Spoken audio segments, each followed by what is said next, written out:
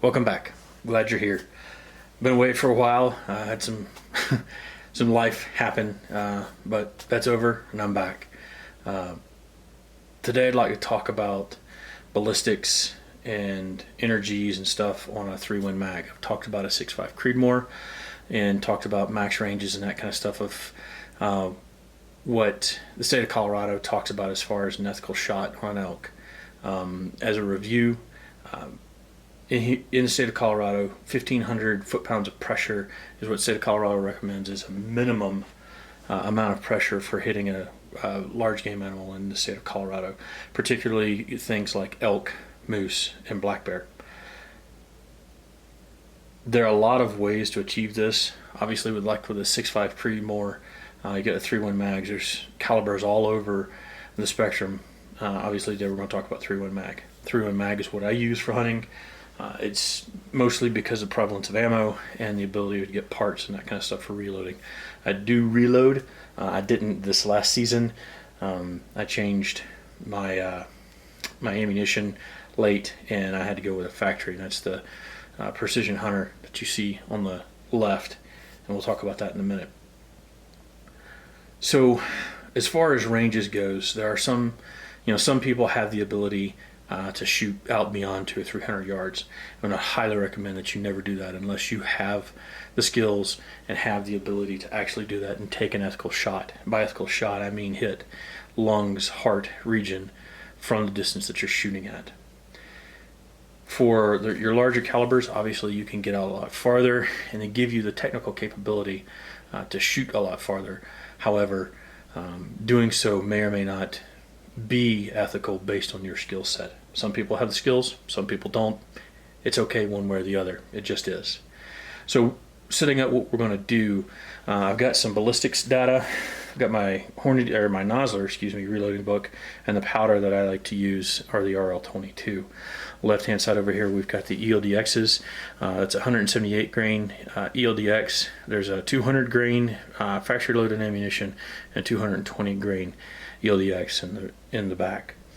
When you're reloading, I highly recommend that you don't take what I have to say as gospel. If you don't have one of these books, highly recommend you get one.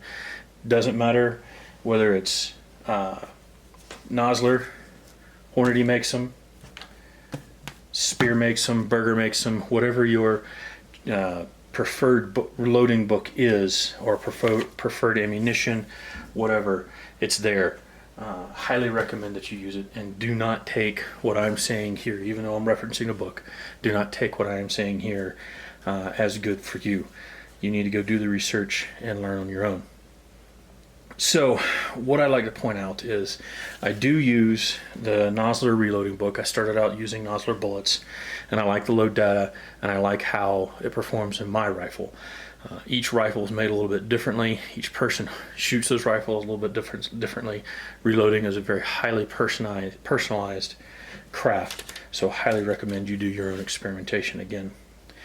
So anyway, getting back to this and ballistics. If you're looking for that 1,500 foot-pounds and where the bullet will cross the 1,500 foot-pounds, it's right here. And this is a 178 grain ELDX with a 75.5 grains of RL22. And that's the most accurate referenced here in the Nosler manual. That'll get you out to about a 700 and 750 yard shot with the the 178 grain ELDX. As far as flat shooting, this is obviously it's the lightest, so the most flat shooting of the bunch. You can basically shoot duplex in your reticle out to about 350 or 400 yards. That means just put the reticle on where you want to shoot, where you want to hit the animal, and pull the trigger. So if you've got the ability to do that, and you can hit it that far, you've got the optics that you need and skill, by all means go ahead. If you don't, highly recommend you don't do this. This is, and all of these are, with a 300 yard zero. You got the 200 grain ELDX. That's this Precision Hunter ammunition here. This is the factory ammunition, so the specs on the factory ammunition are going to be different than what I'm showing you here in the book. The book gives you can give you more velocity and that kind of stuff with higher pressures. The factory loads them at a lower pressure than you can get into books. So the 200 grain ELDX, again, 72.5 of RL22. You're crossing that 1500 threshold about 750 yards. So anywhere from about the same place as the 178 to about 50 yards farther. So it's really negligible distance.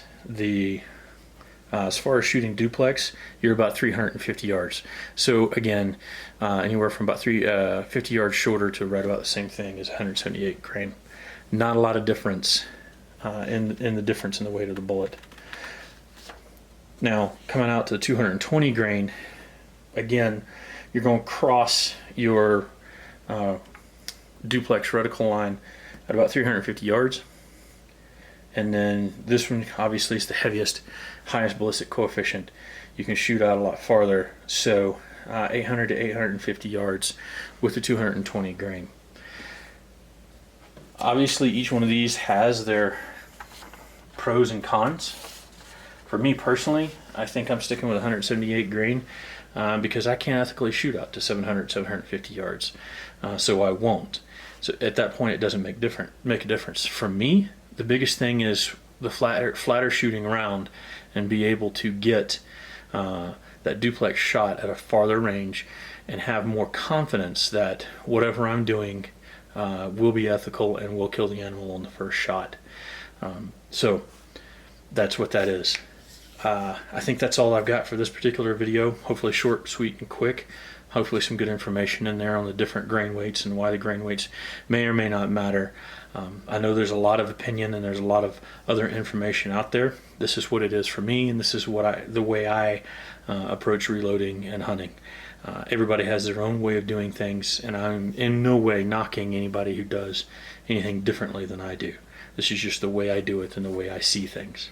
So I hope you've had a good year so far. Coronavirus, man. Keep your head up. We'll get out of this.